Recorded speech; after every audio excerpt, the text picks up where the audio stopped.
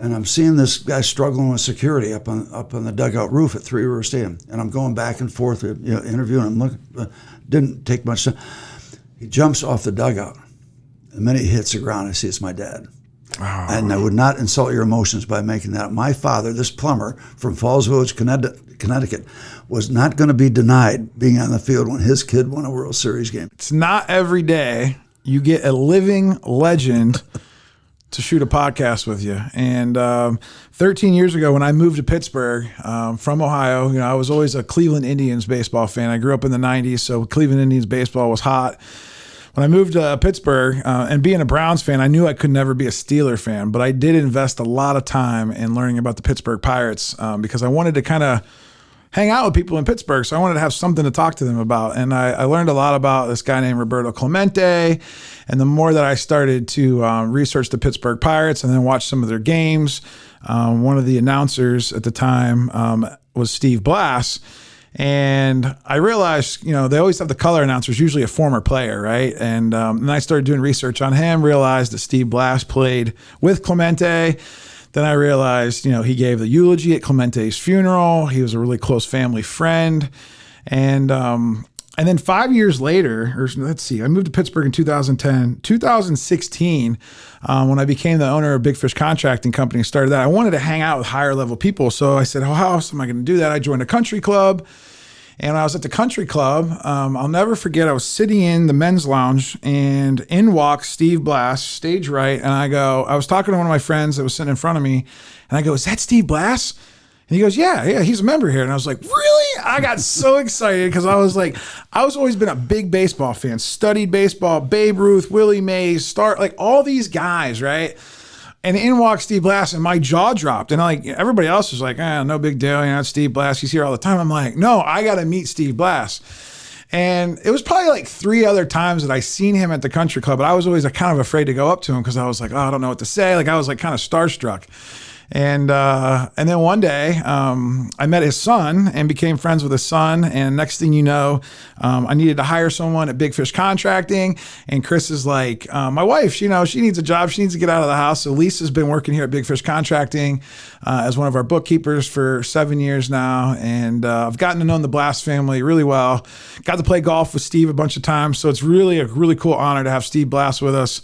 The biggest thing that you guys will know him for is, winning the 1971 World Series, that Game 7, that amazing image where he's jumping into the air. Yeah. Bob Robertson's arms. Yeah. And then when you retired from announcing, that was 60 years, right? You been with the Pirates and you had that game. I remember you invited me. I was sitting right behind home plate. That was 2 years ago when that happened? 19 when I retired, 2019. No, I know. But then there was that 60-year commemorative thing. That 60 years with the organization. That was just 60 years, a couple of years, a year. Yeah. I think it was 2 years ago. Yeah. It was right in the middle of COVID. Yep. I remember that. And I got invited to that. And they had the 60, there's a 60 logo. Yeah. Right? With the silhouette of you jumping. Yeah, jumping. And then in the background, a microphone. Yeah. And it's there's a lot of people probably listening, that probably didn't watch baseball in 1971, but they did, but people probably have heard the name Roberto Clemente, right? Everybody that's ever probably, not even baseball fans, Roberto Clemente is synonymous with just a good human, right? Absolutely. Yeah. He was my teammate, my friend, and my hero. It's just, Ben, he was fascinating. He had the ability, let me phrase it this way, to take a 10-year major league veteran and turn him into a 10-year-old kid because you didn't want to take your eyes off him. You wanted to see everything he did because he had a presence. He played right field like it was choreographed, and then he run the bases like he was secretariat. So he had all aspects of a Roberto Clemente. But I was lucky. I'm from a town of about 1,100 people in upstate Connecticut. He's from Puerto Rico. And the planets aligned that I had a chance to spend 10 years as a teammate. I've learned so much from him. He helped me go from being a ball player to a major leaguer. There's a lot of ball players. What's the difference? All right. The responsibilities that you have if you get to the big leagues, to your city, to your organization, the charity work. They helped me learn all this stuff, how to deal with the media, what not to do, what to do, how to deal with kids that come in that are scared to death. quick story about that. Clemente and Bob Friend and those guys helped me with those things. And one of the things that Clemente's teammate, Bob Friend, who was my first roommate, said, Steve, you're gonna find yourself on the baseball field. And it worked on the baseball field and up in the broadcasting booth where a family will bring some kids. They're 6 or 7 years old. And when I was playing, they bring them out on the field, and they're terrified. They're not terrified, but they don't know what's going on. He said, you know how you can diffuse that? He said, you get down on one knee, get them eye to eye level, and you say, hey, Timmy, where you been all afternoon? I've been waiting for you all afternoon. Timmy, I got a question. Could you do me a favor? Will you take a picture with me? And that's all they want. So, and it works. It worked up in the booth when they bring them in.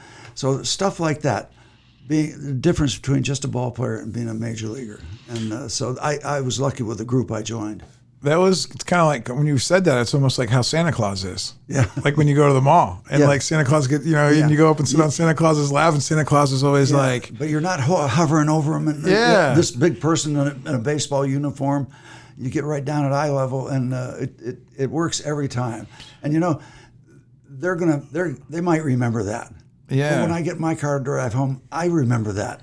When you light up a kid's eyes and put them at ease, it's the easiest thing to do. So when you found out you were a Pittsburgh Pirate, Clemente is obviously already on the team. He was older than you. Yeah.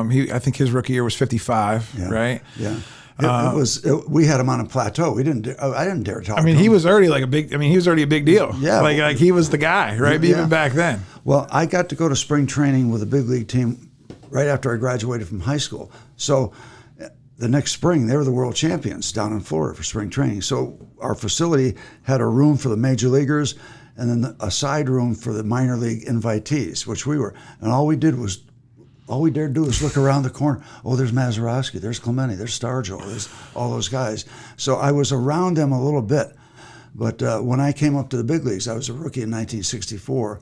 I used to look across the locker room at Three Rivers Stadium, or at Forbes Field, and I didn't dare talk to him. But the interesting thing was, my rookie year of 64, I finally won 2 or 3 games, so I'm now puffed up. I got it figured out. This is easy stuff. So I came to Forbes Field one afternoon. He's over there in the locker by himself. We were early. And so I went over and I said, Roberto, here's the deal. If I ever get traded, I'm going to pitch you inside, because every National League pitcher pitches you away, and you hit 350 every year. He said, Blass, I'm going to tell you one thing.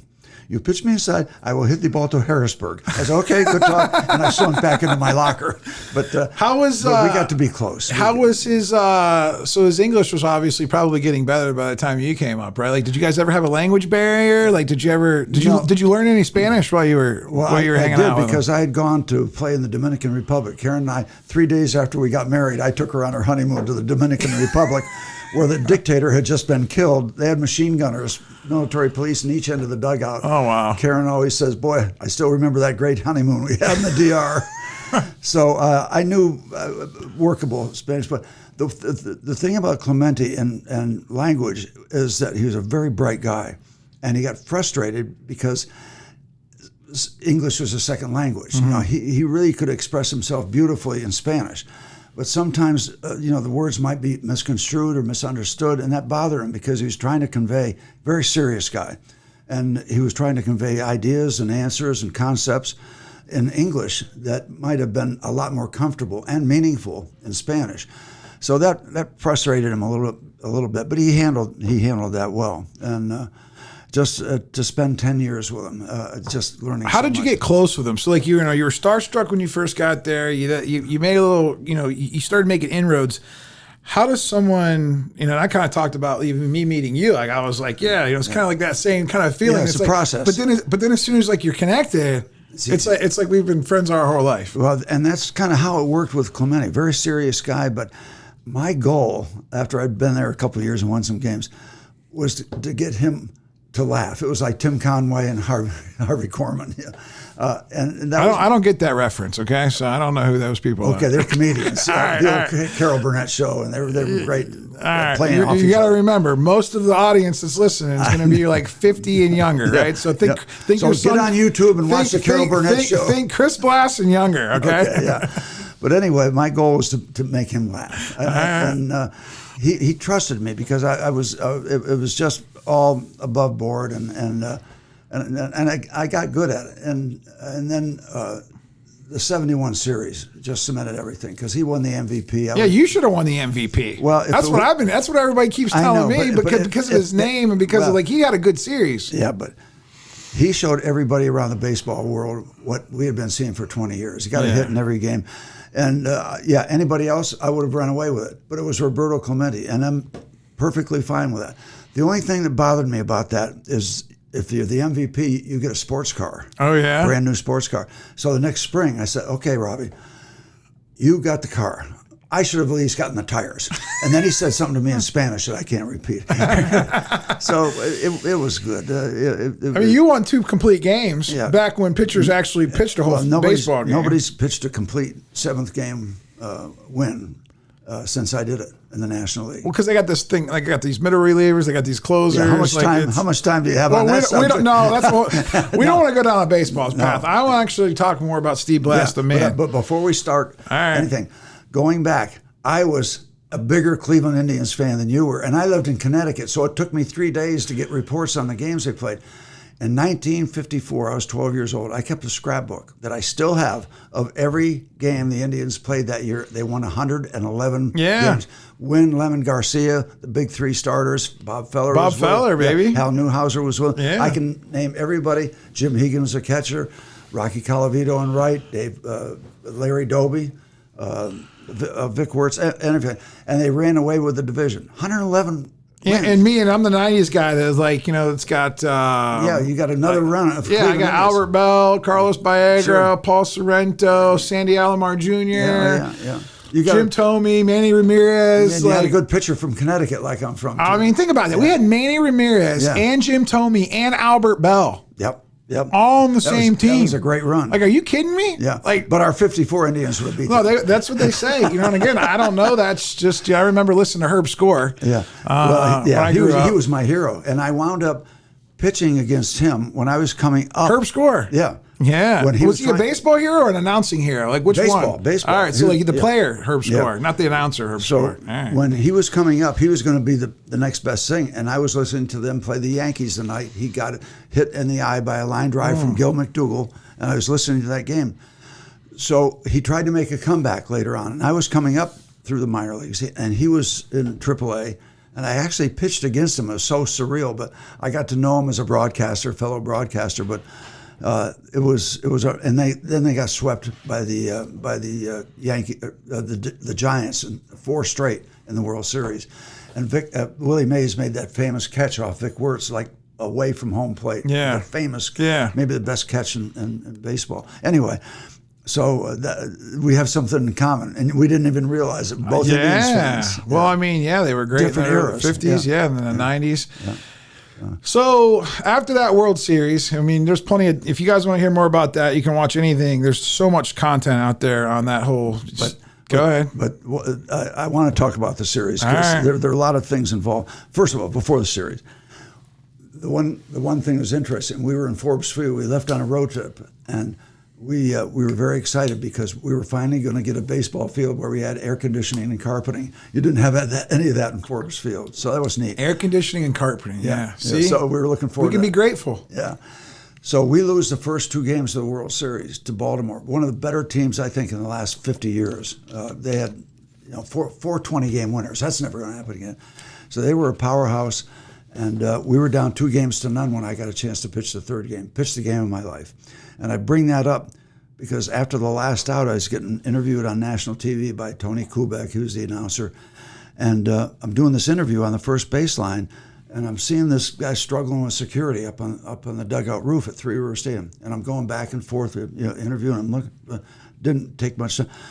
He jumps off the dugout. The minute he hits the ground, I see it's my dad. Oh, and I would not insult your emotions by making that up. My father, this plumber from Falls Village, Connecticut, was not going to be denied being on the field when his kid won a World Series game. And, we all have fathers or have had fathers and have had singular moments. I will never forget that the rest of my life. I will never, ever forget that. The eyes, I thought he'd won the darn game. But it was just one of those wonderful moments, and I cherish it. And but winning the 7th game was something. It was just surreal. And Clemente, the MVP, we're getting interviewed in the clubhouse after the 7th game, and we don't spend any time together. But we got on the plane to come back to Pittsburgh. We just won the World Series, and before we took off, Clemente and his wife Vera were sitting up front. Karen and I were sitting back. I was by a window. Before he took off, Clemente, who had just been named the MVP, comes down the aisle, gets out of his seat, comes down the aisle where I'm sitting. He says, "Come here, Blass, and let me embrace you." The great Roberto Clemente called me out of my seat, and I went out, and he gave me a hug, and I didn't say a word. I just hung on, and that's one of those moments too. Yeah, I could feel that. I can feel the energy right now when you said that. And just fascinated to be there, and then I give the eulogy down in Puerto Rico at his memorial. How'd you end up being the guy that gave the eulogy? Well, I always thought about that. When I heard that, I was like, how'd they pick Steve Blass? Why'd they pick Steve Blass? Well, because I'm a talker, and they thought I could deliver the thing with a proper context. The interesting thing, the Pirates got permission to paraphrase the eulogy for Lou Gehrig and use different wording. And so they had it on a plaque and or a piece of paper that I read it from, and I'm walking down the aisle of that church, and it was the biggest honor I wish I'd never had till 30 years later. Yeah. I wish I had done it, but I got through it.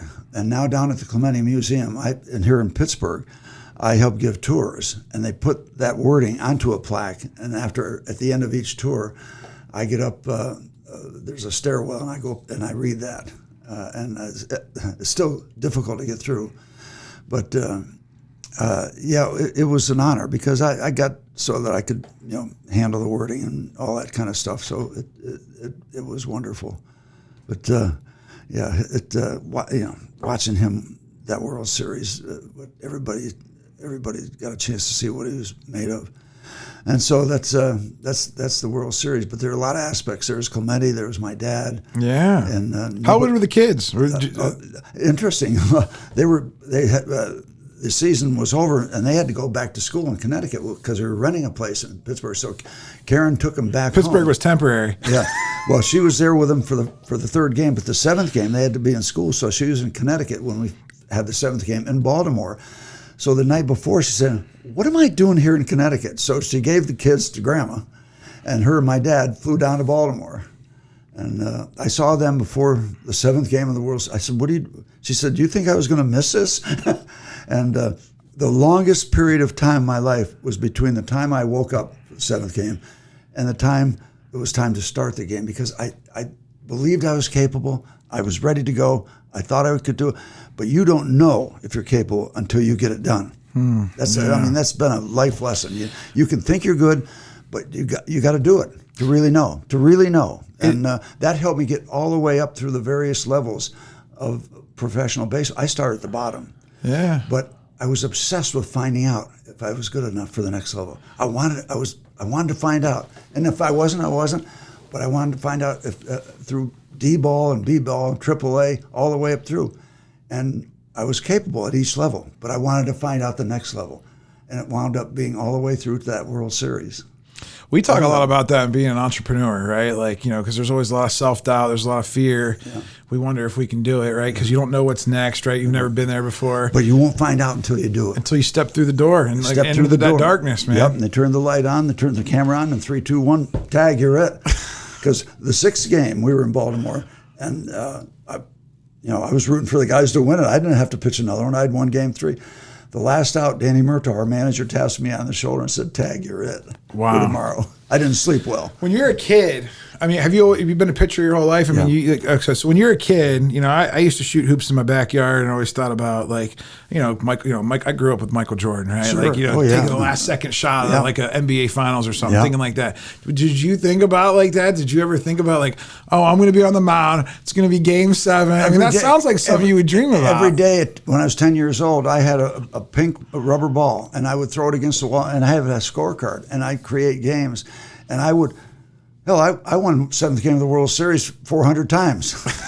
But the thing was, that's what they should put on your tombstone one day, is not just one Game 7 winner, 400 times. Yeah. But the thing was, I always said, what would I do if I really lived this? Would would I jump up in the air? Would I lay down and scream? Or you fantasize about what would I do? But you don't, because that last out was recorded, and the release is unbelievable after you've been focused, because you're out there in the mound. Nothing happens until you throw the ball, and they caught the ball at first base, and I went nuts. But my body carried me. I didn't know where I was or anything. I mean, you jumped higher. You jumped higher than you probably ever jumped before. Oh yeah, and I jumped on the right guy, Bob Robertson, because he's bigger than you are. Yeah, wow. Yeah, so, but it's hard to describe, Ben, the bubble you can get in as a professional athlete. You start the game in the first inning, and then all of a sudden, okay, I'm going to throw the slider, and it's going to be low and away. I'm going to throw this fastball to move the guy off the plate. And it's like your brain is telling your body how to perform that. All right, I'm going to throw a fastball here, but in 2 pitches, I'm going to throw a slider. It's a bubble, and there's nothing happening other than me and that catcher. Like everything else stands still, right? Like you can't hear the crowd. Yeah. You can't hear. Everything slows down. I've heard that before. Oh, it is. It's a bubble, and you just, okay, we're going to throw this Davey Johnson, second baseman for the Baltimore Orioles. I'm going to try to move him off the plate with a high fastball and then throw him a curve or a slider that he'll chase. I did it. And all I had to do was program my brain. My brain tells my body what to do. And I don't know if that's right or not, but I ran with it. That's awesome. So a lot of times on our podcast, it's a lot of entrepreneurs. It's a lot of people that go through different adversity in life, overcoming things. That was the great story, right? Yeah. That's the story that everybody dreams about. I want to talk about a couple years later when, it all went away. Well, yeah, and I want to talk about that a little bit. Hope you don't mind. No. It's also part of your story, right? And because I was on the top. You were on the top, and then the mountain was very on top quickly, of me. very quickly. It wasn't like 5 years later, because how old were you when you won the World Series? 29. 29 years old. So you're still a young man. So the next year after the World Series, I won 19. So it wasn't that it was a hangover from the World Series or anything. I won 19. And the next year, I started out 3-3, and then I got in a little slump, and I said, well, I've been in slumps before, because, it wasn't an absolute run up through the minor leagues. I got demoted a couple of times, called Dad and said, Dad, the curveball ain't working. He said, well, work on it, because there ain't nothing here for you in Falls Village. and he also said, you know what? If you're not afraid to work, you'll always eat. Simple, but good. Thanks, Dad. So I had bits and pieces, but okay, now I was an established big league pitcher. And then it just never got better, Ben. It just went away, and it had to be psychological, because I just locked up when I was getting ready to release the ball. And something just happened. And I never did find out what caused it. It wasn't Roberto. I was going to get ready to ask you that. It wasn't like Roberto Clemente's death. Because you've had you've had decades and decades and decades to kind of try to go back and see because what happened, everybody, if you guys don't know, is he couldn't throw a strike. Right. And they actually even call it Steve Blass disease. Yeah. So when other pitchers, all of a sudden, can't throw the strike anymore. I had an 800 number. When somebody was struggling, they would call, honestly. Rick Ankiel from the Cardinals, Mark Wohlers, Chuck Knobloch, Steve Sachs. There was Dale Murphy, great player for the Atlanta Braves, started out his career as a catcher. But what lock up when he's throwing the ball back to the pitcher? So I made him a center fielder, and he's back-to-back MVPs. So it's happened to other people. But when I would get a call, I said, I'll preface what I'm going to tell you by the fact I never figured it out. But I will give you this advice. You at one time were capable of doing this. So don't quit unless you're totally, totally convinced. Keep trying, because something might, click back into place, and you'll be where you were before. But if you quit, you'll never find it. But it got to the point where I tried everything, because I didn't want to quit. I was thinking, well, something's going to fall in place. All of a sudden, it's going to come back. Well, it never did, but I didn't quit until I was absolutely sure of it. So I tell them, don't quit. Try everything. Try absolutely everything. Because you did it before. You were successful at the big league level. So if you keep at it, something might come back, fall into place for it, like you were before, and you'll have it back. What's it like when? I'll tell you what something's like. when we're on the road, and I was going through this awful thing, because I shouldn't have been out there on the mound, but I couldn't stop trying, and I was in the big leagues. We were on the road, people would be laughing and hollering because their team, I was helping by walking everybody or hitting everybody. In Pittsburgh, it was quiet because they were all rooting for me. Yeah. The hometown. I'll never forget that as a tribute to the fans in Pittsburgh. It's a great baseball town. And I know they were all in my corner, and the quiet, it was terrifying. That's the most worse than the heckles, probably, oh, right? absolutely. Because you knew how to block that out, because you blocked out all the cheers during the World. Well, you were in Baltimore, so there was probably a lot of people making a lot of noise in that Game 7. But it was. What was that like for you at home and personally, like with you and your wife, and like having to go through that? And, that was my harbor. That was my same harbor. We as a family, we circled the wagon because my kids were 9 and 7.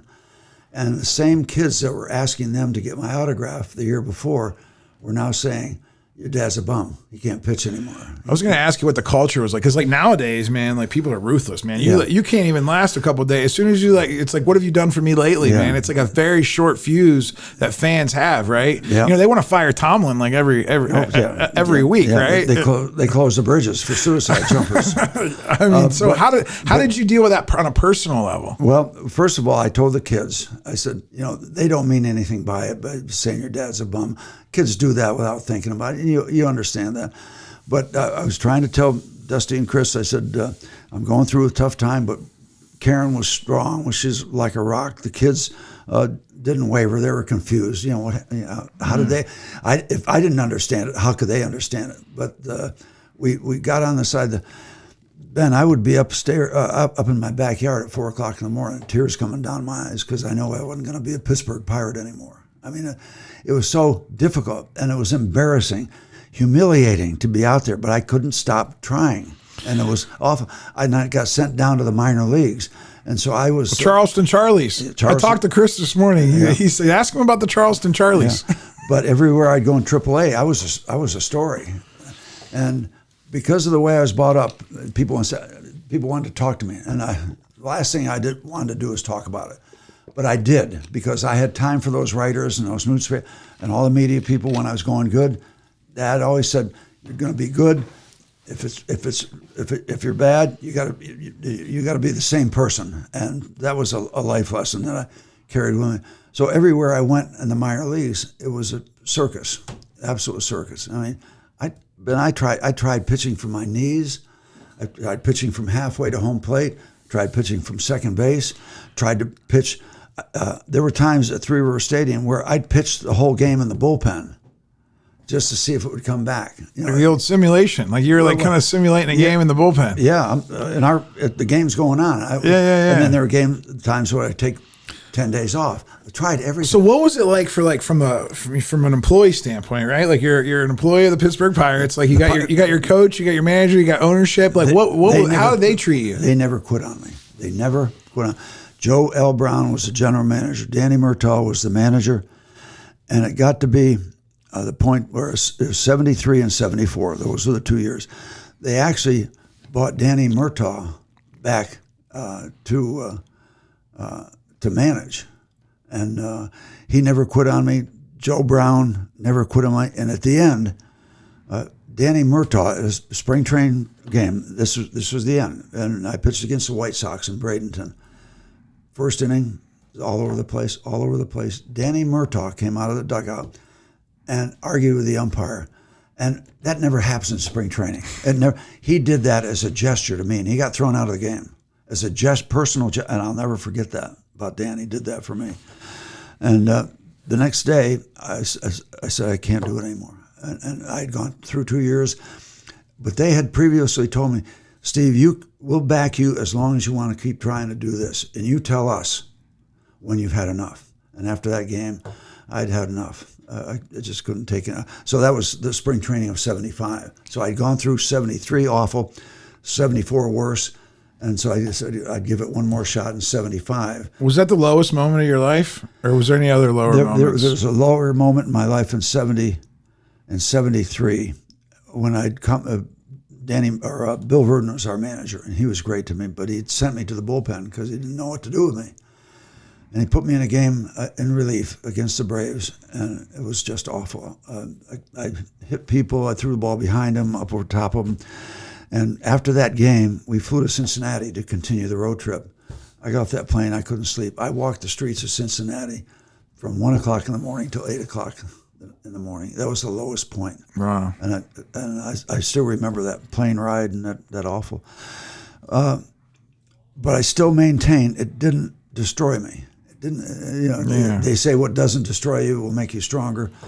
Well, I guess that happened when I look back at it. But the point was, they let me, they said, all right, we'll let you go. We'll release you. And I had a chance to talk to the team the next morning and tell them how much I loved them, and because they never quit on me. Willie Stargell would stand in the batting cage, and I'd hit him constantly. I was just trying to help me, just trying to help. And Dave Justy, my roommate, every night with me in the room on the road. They were so great. So I had to say, good support. I had to address them and tell them.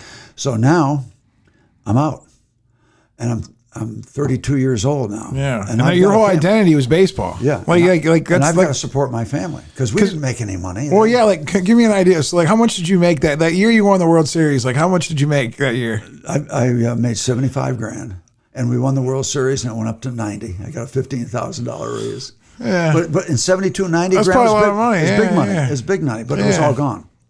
I got released.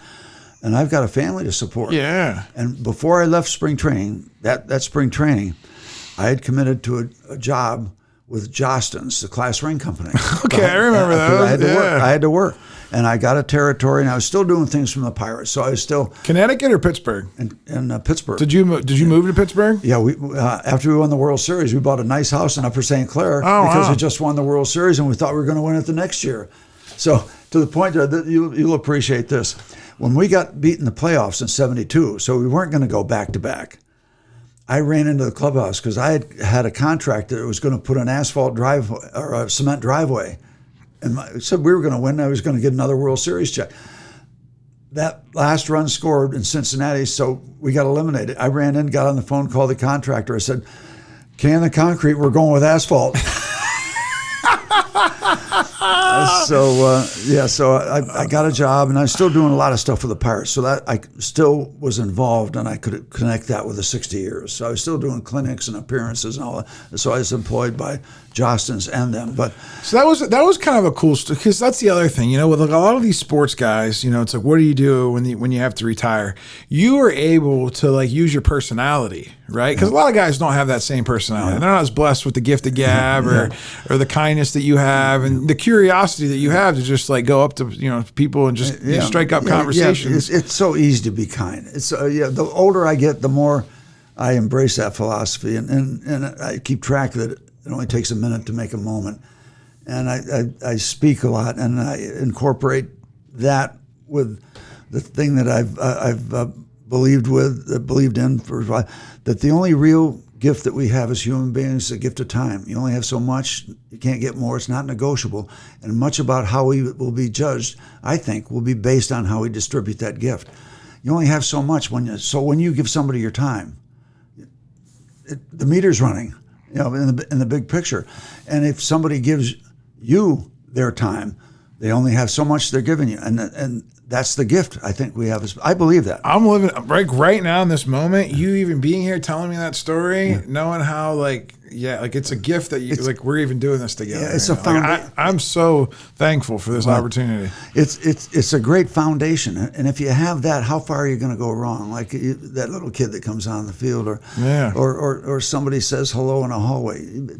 It takes a minute to make a moment, and I accumulate those moments, and so it's the easiest thing, and it makes my life very pleasant. I get feedback, and I tell jokes ad nauseum, and if I make somebody smile or laugh, my dad was like that, and that's a gift to bring a smile to somebody's face or make them laugh, tell them a story, and so I tell my baseball stories when I got talk. What was it like? So I want to go back to this Jostens thing because it's kind of like, so now you have a real job. Yeah. And you're in sales, right? And you're probably using your celebrity a little bit to like, get into like some schools and stuff like that. And and I was just out of baseball, so I had name identity. However, I was 33 years old at that time.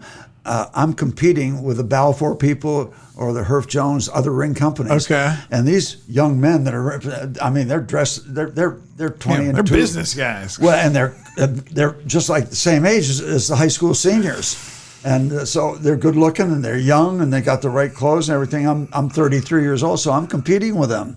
So, but it still allowed me to compete. And I think if you win people over, it opens the door. If you got a good product, and it helps. I got a book over there from Dale Carnegie, How to Win Friends and Influence People. It was a great book that I learned a long time ago about how to help in sales and just helping people. Helping people is just a form of sales, right? Solving problems. It's and it's about your personality too, how you project, how you deliver, your presence. The timing and did you go in with like what kind of attitude, like, so after like you were released by the Pirates or you told them you were done, however you want to put it, and you got this job, like did you go in like excited like you start your new adventure, or did you go in like, man, like this is kind of depressing, like I can't believe I'm here right now, like I should still be on the mound, like what was it like for you? It was competition. I said I got to win this account at this high school or we don't eat. And so I came in, I like that. And I was still in a competitive mode. I still can't help myself. I love to compete. And I know he's still really good at golf, by the way. Believe it or not. Believe it or not, this guy's one of the best golfers, especially for 80 years old, man. Yeah, like, you're 81. Right? 81. Yeah, all right, yeah. Wow. But I swallowed hard. Okay, the baseball's gone. I can't do anything about that. If they ask about it, I'll tell them chapter and verse about baseball stuff. But I knew, I've got to win. I've got to compete. This is what sales is about. You got to win accounts, or it's no good. So, I felt like got to use my personality. I got that going, but I had to learn product too, and so I'd never had that. So, and the Jostens people, it was interesting with them because they like to hire ex-athletes because they've been down. They haven't won an account, and they work out of their homes, and they got to get up and go to work. And we've had an experience. We didn't win every game. We lost a game, we bounced back and got ready for the next game. You lose an account in high school, you get ready to win the next one in the next high school. So I had that as a foundation, and then I get to like the people. I found out that in high schools, maybe I don't know if it worked for other people, but I wanted to get to know the secretary in the principal's office. I wanted to feel welcome there. I wanted to let her know that I wasn't just there to sell. I was there to make a friend. East Brady, Pennsylvania, is way up there. I sold Jim Kelly, the quarterback of the Bills, his high school class ring, but I still remember the lady's name, Bonnie Olkus. And we communicated for years after that. She just became friends. I love to make friends. If you make friends, you got a chance to be successful, I think. And you're welcome, and you get the foot in the door. So between playing professional baseball and getting to the highest level and becoming a salesperson and like doing good there, like what was one easier than the other, or was one harder? Like it was harder to sell because the baseball came so easy to me. Gotcha. Yeah. Because there's still rejection in sales, right? Like, do you even being Steve Blass, the 1971 World Series, when you didn't win every account, right? Right. It's like getting beat by the Cubs. Why would you lose it? Why would you lose a deal? Well, maybe they had a better price, or they always had a ring committee, and the kids voted. And some of these young guys, the boys and the girls and the high school senior class that's on the committee, they might just like him better. The design, right? Yeah. Which you didn't have anything to do with the design, right? No, we helped him design. Oh, you helped. We got the account. Okay. Yeah. So, but I got pretty good at it.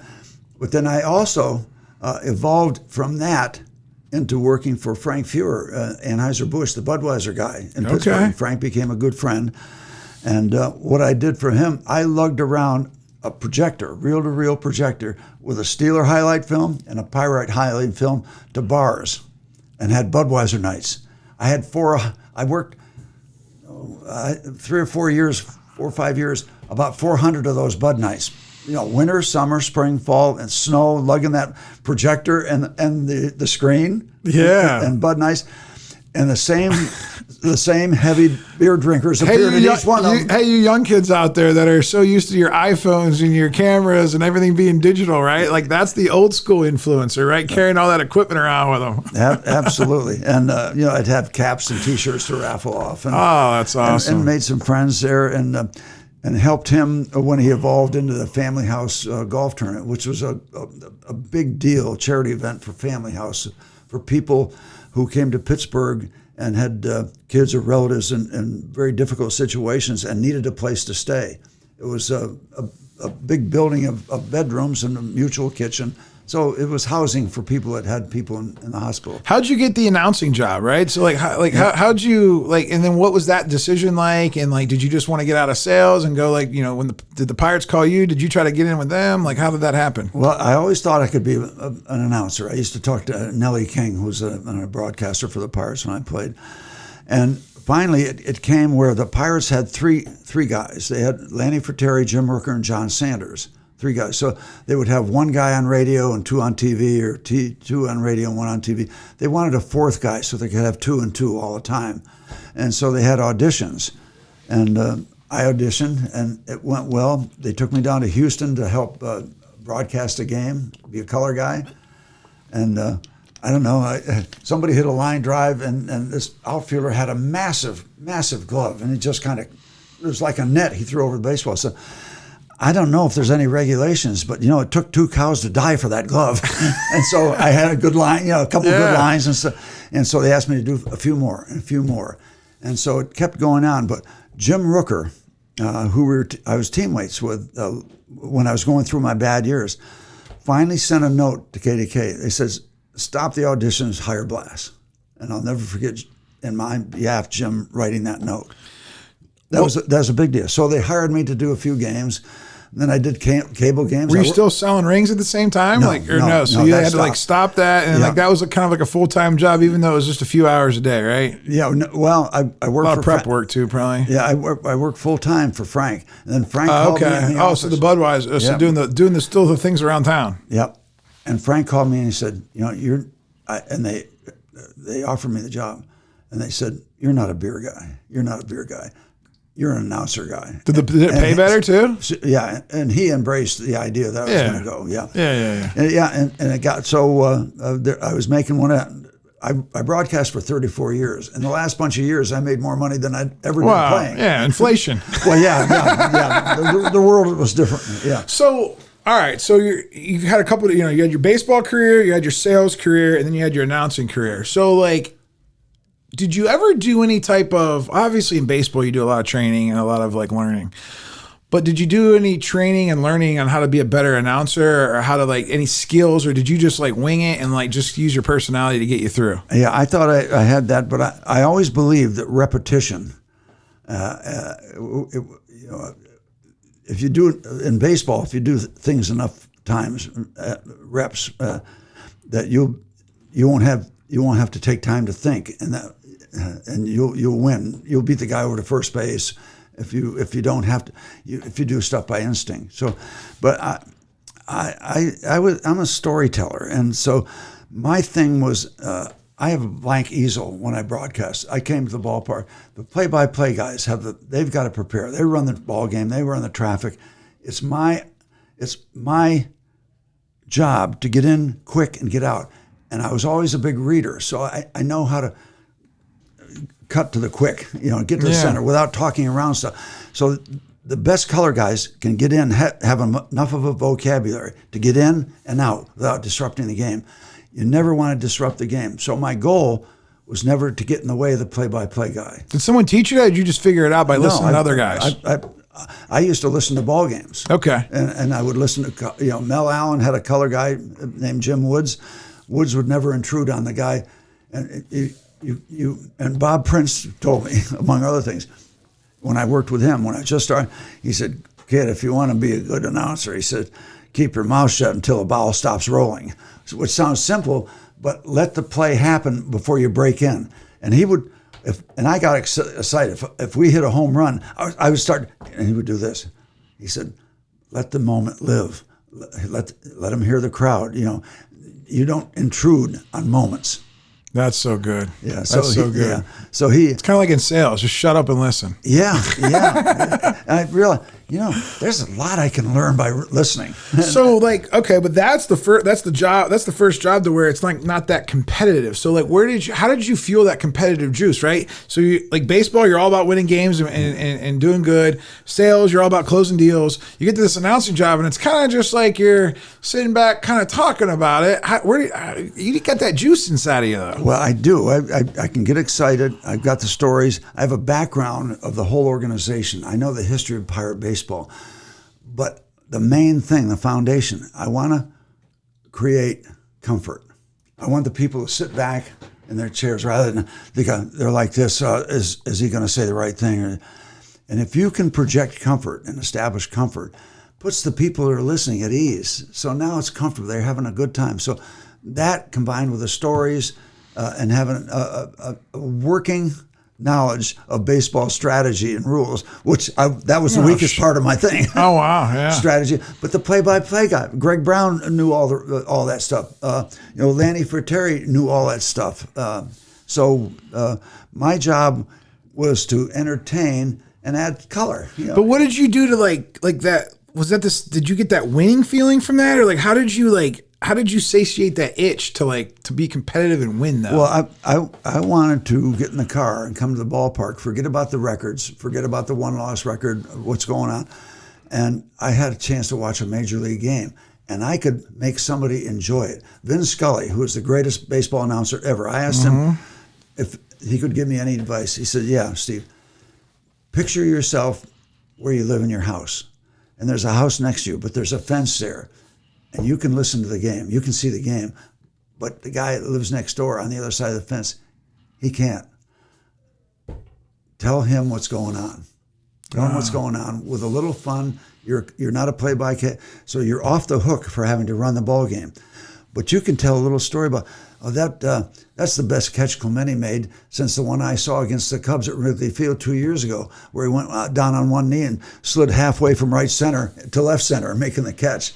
So every game was like a new win for you. And the game gave me stories. Yeah. And connections. Yeah. Because even when they would lose, you would still win because you made it, you were in those people's homes. Yeah, I'm telling stories so they won't switch and turn the radio off. There you go. You want to keep your audience.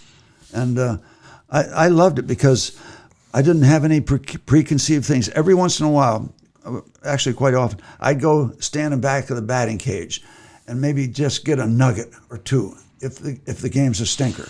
A lot of those games are stinkers. Oh, yeah. So you want to have something in your back pocket in case that comes up, like telling the story when I was a rookie. If we got a rookie out there that's getting beat up, here's when I was a rookie and Bob Friend took me under his wing, my first roommate, told me how to act, where to dress, how to do this, helped me with the media, and so I can hope that this young man out there has a friend like I had in Bob Friend, so everything would touch. So much stuff would touch a memory that I could interject. But if it's a great game, you don't force a story in. So it got to be the last few years when I was really on my game on TV. The guys down in the truck, the production guys, gave me a nickname. My name was Steve. Well, we have a moment, Blass. And that's when I knew when I'd have time for one of my stories. They said, "Oh, Mister, wait a minute. There's a lull in the action." Would they talk to you in your ear? Would they talk to you in your ear and be like, "All right, Steve, go. We need this game's really slow and boring right now. We need a little action." They didn't need to tell me that. I would say, They say, "Well, Greg, we have a moment," or Joe Block, "Well, Joe, we have a moment," and try to have something to relate what's going on in the game or somebody in that game. So that was my. What was your favorite moment in the booth? Any game, you pick the game. What was your favorite moment? They're watching either one of our guys or somebody else pitching a no-hitter. That lights me up. And we had a kid from Montreal get into the ninth. When did you start getting excited about no-hitters? After the fifth inning. Oh, okay. Because you're paying attention. All right, ladies and gentlemen, it's on. It's on. But you don't want to jinx them. Oh no, So, no, like- no. We like- never say he's got a no-hitter. Pirates haven't scored yet and looking for the first runner, and so that's an old thing. But one of them that really sticks out. It was they have a Jackie Robinson Day where everybody wears 42. So Three River Stadium was full this Saturday night, and so we had Francisco Cordova and Rincon. Rincon sort of pitched a no-hitter and into the ninth inning, but it was scoreless. So they finished the top of the 10th, and the bottom of the 10th we have a pinch hitter. I should have known. It just slipped me. Come up and hit a pinch hit home run, and Lanny Fratteri had the greatest simplistic line for that. Home run, no hitter. You got it all, and that encapsulated the whole thing. It was a great call, and it was a great moment because you had the no hitter wind up, and then you had the walk off home run. It was just a great package in front of a full house. What were you doing in 2013? I was at the game, that first playoff Cueto? game, that wild, the Cueto. Were The you blackout were you game. in the booth or were you watching the game? I was driving home from Connecticut. Okay, because I know you guys rotated, right? Like, didn't you Oh, guys? yeah, yeah. You guys Bob Walker- always rotated. Yeah, Bob that was the Walker- strangest thing in Pittsburgh. I felt like I don't know if they do that anywhere else in Cleveland. I don't remember them ever rotating announcers as much. Like you guys always had like it seemed like there was like 4 of you or something. I don't know. Well, there was two for most of my career broadcasting. There was 2 guys on TV and 2 guys on radio, and so it was Bob Walker and I. Didn't you rotate sometimes or between TV and radio? Not during the game. Not during the game, but Oh different games. I do different TV, games. Yeah, I do TV one night. We had a monthly schedule. Gotcha. So Yeah. we So do that. where were you? But you were not at that game. Well, I was coming home from Connecticut, and then it was I think it might have been the first game of that playoffs. So we're driving home, and I called my boss. I said, I'm not working. Bob Walk's doing the color, and he said, well, come on in. And he said, it's going to be a great night. It's a blackout night, and all that. Yeah, I remember. It was nuts. He said, I want you to read the lineup, and then I just sat there, and so I watched it. I gave the lineup, and they were nice enough to let me do that. And then Bob did the game, and Cueto, gave up the home run. Oh, I remember, man. Cueto. And everybody says, and then Martin hit the home run. Yeah. And everybody said, Cueto caught, because he dropped the ball, that's why he gave up the home run. I pitched 10 years in the big leagues. I must have dropped a ball around pitcher's mound 40 times. Yeah. Nobody ever hit a home run after that. That place was electric. They said they caused it. And I said, well, have some fun with that. I didn't believe that. I still think, I've been to a lot of really cool sporting events. I still think that was probably the most, like, I still feel that energy that runs through me. When I think about that game, the night, blackout, like first playoff game, like in so long. It was crazy. It was crazy. It was just like the energy was just like unbelievable. It was electric. Yeah. And I was able to sit up high so I could watch the whole scenario, enjoy the game as a fan, watch the background of whenever it gets dark at PNC Park, to me it looks like I'm looking across the river. It looks like the background to a movie set from New York City with a skyline. The contrast is so wonderful. Yeah. You either have that setting or you don't. We have that setting. Oh, it's a beautiful park. I want to shift gears. Yeah, I want to shift gears from baseball while we wrap this podcast up. How do you want to be remembered? I want to be remembered as a guy that came to Pittsburgh and did a good job representing the Pittsburgh Pirates, and that I had joy, that I had absolutely joy. When I sign an autograph now, and I've got an 8x10 of that last out, I write a little thing called joy. I never lost track of the fact that I lived a charmed life. And that's helped me stay grounded. And I haven't lost track of the fact that I should be so grateful for that. That's how I'd like to be remembered. Do you have any regrets? Yes, that I couldn't have played longer. Because this sounds egotistical, but I was not so much in performance or records, but I was the perfect baseball player. I loved the media. They would come and interview me after a game, and they'd get their story, and they'd start to watch. I said, wait a minute, come back. I want to tell you something that happened in the 7th inning you haven't talked about. But people might have loved the game as much as I did, but I don't think anybody loved the game any more than I did. And so I had the joy, and I don't lose track of that joy. And that the Pittsburgh Pirates gave me a chance to live my dream. I want to be remembered by that. I never lost track of that. So this ball club will have my loyalty forever. The Pittsburgh Pirates, and maybe it could have been the Giants or the Dodgers or the Cubs or something that gave me that opportunity, but it wasn't. It was the Pittsburgh Pirates. And when we came here as a family, we felt welcomed. Go to the restaurant, the grocery store, the gas station. I'll never lose track of the fact that Karen and I, from small towns in Connecticut, came to the city, and the city opened up its arms to us, made us feel welcome as a family. I'll never lose track of that. What do you think? Where do you think the future of baseball is headed over like the next 20 years? Because a lot of people, between baseball, basketball, football, professional sports, they think baseball is kind of dying. Where do you think it's going to be in 20 years from now? I think baseball, you think of everything that's been thrown against baseball, like, the drugs stuff and the division stuff, some of the rules. And baseball has survived everything that's been thrown at it. I think it'll survive. I'm concerned about some of the no rules that are going on. But you know what?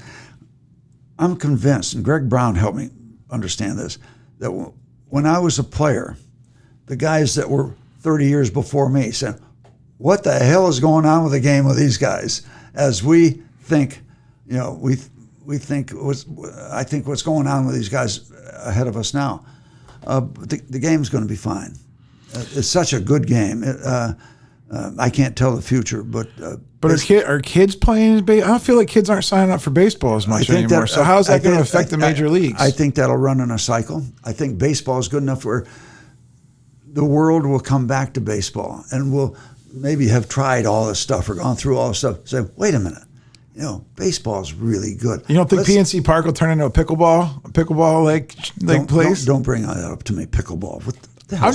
Hey, listen, it's the fastest growing sport in the world.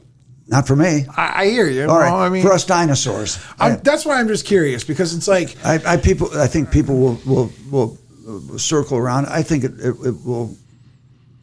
I don't think it has to reinvent itself because the game is so good, but we as a society, I think we'll come back and realize what a solid game it is, what a good game it is for boys and girls, and I think baseball is going to be around forever. Wow. Well, and I've got my fingers crossed because there are no guarantees. Well, I just wonder, you're 81 years old, and I'm thinking, there's still a lot of people in their 60s, I think, that really appreciate baseball. Just knowing how much I love baseball as a kid, and then after I hit the fast lane of the world and got out there, it's like I have a hard time sitting still to watch a baseball game anymore. And so they've sped it up, which helps. Well, I heard that. Well, I did hear that. They have, and what's that has done. Now the fans can stay connected instead. Oh, here's action and here's nothing. Here's action. There's not. Now the flow of the game, you can say, okay, I got to pay attention now. That's the good thing. For me, that would have been a little distraction because the last game of the seventh game of the World Series was 2 hours and 6 minutes. So I wouldn't have needed that. But I think it's helped the fans stay into the flow of the game. And so some of the other ones, they changed the size of the bases. Wow, that's so spectacular. It's 2.5 inches or something. Bigger or smaller? Bigger. Well, that's because it makes it look better on TV, maybe. I don't know. Yeah, I don't know either. Who knows? Yeah. What's next for Steve Blass? You're 81 years old. What's the next 20 years look like for you? Because you're in great shape. Thanks, Mom and Dad. I think a lot of that has to do with your joy and your energy. I believe that your mental well-being is the most important thing for your health. Yeah. And I think that, when I'm around you, I can just I feel like you're younger than most 40-year-olds. Well, it's going to be good for me because I try to find a little joy every day. And I get a chance to go out and speak. I meet people that had an interest in the Pirates and what they did and what I did. And so it gives me a chance to say thank you to them. So I'm interacting. I'm an ambassador for the Pirates now. So I go up and I appear at charities and functions and appearances, and so grateful that the Pirates have let me do this. They need you, by the way, just so you know. Okay. I know you're humble. I'm just going to let you know that, like, it's a two-way street. Yeah. So it continues this relationship with the organization came up big, signing me when I was 18 years old, and they came up big when I retired. Hey, we'd like to have you stick around to do some PR work, ambassadorial work, and so it's good, and I do. I find something good. I'm happy. I'm happy now, and I'm around people. And the older I get, the friendlier I get, I guess. So, what's it going to be for me? I just want to be able to look after Karen, because she was so large when our kids were growing up, and I was on the road trips, and I was preoccupied with the baseball. Absolutely preoccupied. Indulgent, because it takes that to compete on the major league level. So she was around for all those years for that, taking care of the kids, and now it's my turn. So I'm hoping for the next 20 years I can take good care of Karen. Well, I mean, everything I've seen in the last 6 or 7 years that I've known you, I've really looked up to that more than anything else. Yeah, I've known about your baseball stuff, but the way that you treat your wife, the way that you treat everybody else, it doesn't matter if they're little Timmy or another celebrity. It's all the same, right? It's the easiest thing to do. And that's a beautiful thing. Well, it brings me joy because I get that back. Yeah. I get that back. So, hey, wake up this morning, I'm going to go have some fun with Ben. Then I'm going to go down, they're going to commemorate the home plate that was between the Heinz Field and Three Rivers. And then I'm going to go down and spend a little time on Clemente night at the ballpark. I find joy every day. I think you're going to bring dinner home for Karen. Yeah, I do that too. Yeah. Well, we're at a place now where we can get dinner without her having to do as much cooking. So there you go. We're in an independent living now for seniors. And they probably love you there. Well, yeah, they haven't caught on to me yet. yet. A lot of those old people, they love talking anyway, right? Like, we already had a night where I could tell stories and talk about the World Series, and we sold it out. So, so it's good. And the thing is, we're at a place now where I can find out about people's what other people have done on some of these resumes, because it's a high-end place. Yeah. And so they have interesting stories too. And so engineers, scientists, like all kinds of crazy absolutely. stories. And I'm realizing I'm enjoying their stories. Oh yeah. You need a podcast. We should set you up. Let's set you on. We'll get you your own little studio down at the Independent Living. You can interview all your buddies from down there, and you could really share all those stories of all the people that might not get their story out there. Ben, you're breaking up. I know. That's probably not, but I'm busy enough now, and I'm going out and speaking. I'm looking forward to stuff. Is there anything that you haven't done in life that you still want to do? Any goals? No. I mean, I look back sometimes. Boy, I've run my race, but I'm still happy. I've run my race, and that's behind me. So I'm just cruising now, having fun. And 81. It's okay. That's enough. What would be like? What would get Steve Blass excited? Like if somebody called you up and said, "Hey, I need you to go do this." Like, what would that look like? Like, who would that be? Who would that call come from? And what would the action be? Well, come out and talk about baseball. Tell your stories. I'm pretty simple. I just like that. I like living here, telling stories and hanging out, playing a little golf, playing a little gin rummy with the guys over at the club. Yeah. And I consider that an investment opportunity. They don't, because they win. But I'm happy with the schedule I have now. I can pick and choose if I want to go out or stay home, and it's all good. I keep coming back. Everything I've wanted to do, I've done. I've lived a dream. Everybody has dreams. Not everybody can live them. I've lived all my dreams, and now I'm just kind of cruising. Yeah, and you have grandkids, and they're young. So I want you to talk to the kids out there right now, the 20-year-olds, the 30-year-olds. Yeah. What kind of advice coming from a person that's lived 80 years on Earth? Like, what do you want to tell everyone about like how to live their life? Well, I tell you, I'll give that point. If you're kind and just have a little time for people, it's amazing how much you'll learn and how much joy you'll find. And it's real simple, real simple. So this season on my podcast, I'm asking people questions, and the question I'm leaving everybody with is, pretend you have your own podcast. What 3 people would you want to have on your show and interview? Oh, okay.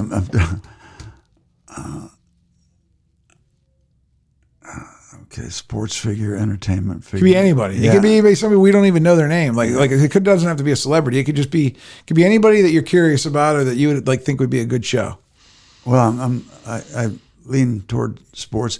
I'd kind of like to talk to Tom Brady. I think he'd be fun. I'd like Bob Seger and Steve Martin.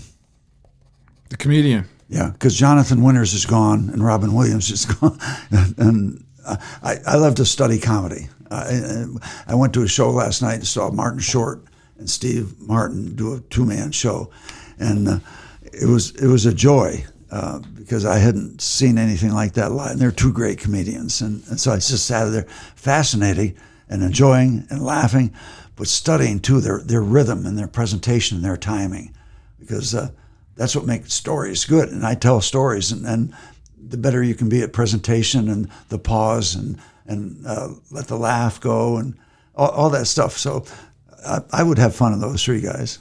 Tom Brady, Bob Seger, and Steve Martin. I love Bob Seger's his music.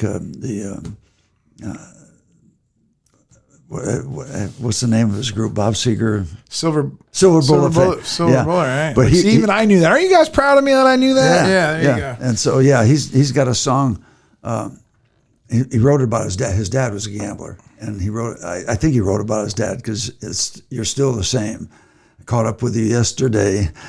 That's moving awesome. game to game, not letting anybody. Who's one person you think I should get in here in this studio that we can get from Pittsburgh? Who'd be a good interview for me? That somebody doesn't really know a lot about, but that's got really good stories. I had a chance to meet a guy last week who's from Upper St. Clair, Doug Whaley, and he's got quite a background. He was assistant GM for the Steelers, went up to Buffalo and became a GM up there. But an interesting kind of guy because he has a perspective on the business of football and dealing with people and. I think, and I'll tell you, fascinating. I worked with Greg Brown would be terrific. Oh yeah, Greg he's Brown. he's such a good personality. Yeah, and I don't know if there's a better baseball play-by-play guy in the major leagues right now. There's some that are as good. I don't know if there's anybody better, and I'll qualify that with saying he's one of my best friends too. Yeah.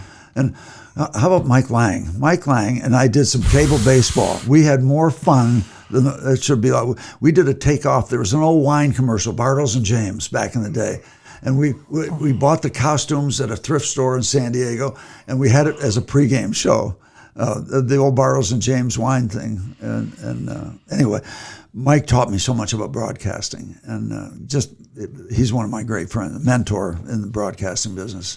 That's awesome. Yeah, so I've been lucky. I learned so much from Lanny and Prince and Mike and Greg and Joe Block, and I've been lucky again. So when I was a kid, I always wanted to be like Bob Costas, and then I wanted to be like that. I wanted to be a sports announcer. As a kid, I wanted to be Bob Costas, and then they said, "Oh, you got to go to college, you got to get a degree, you got to like work your way up through like news and like stuff like that, and then you might be lucky enough to ever like get that one cool job." Yeah. And then I was like, "Man, that seems like really hard," and I was like, "Give up that dream." And they're like, "Look, here we are. I can produce my own show and make my own stuff, right?" And you just make it happen. So. Well, I tell the kids, I said, I talked to kids. I said, chase their dreams. They're catchable. Chase your dreams. They're catchable. Well, this has been a great episode. Thanks for being here. Yeah, my pleasure. Been looking forward to it. If anybody ever wants to reach out to you, how do they get a hold of you? Just call the Pirates. Call the Pirates. Yeah, I'm available that night. Well, if you guys got value out of this podcast, like, subscribe, comment below. If you have a question for Steve, put it in the comments. I'll snail mail him, and he will respond by letter, and we will get your comment because he's not going to be on social media, but we'll get the questions to him. I really appreciate this. This has been a good time, and thanks again.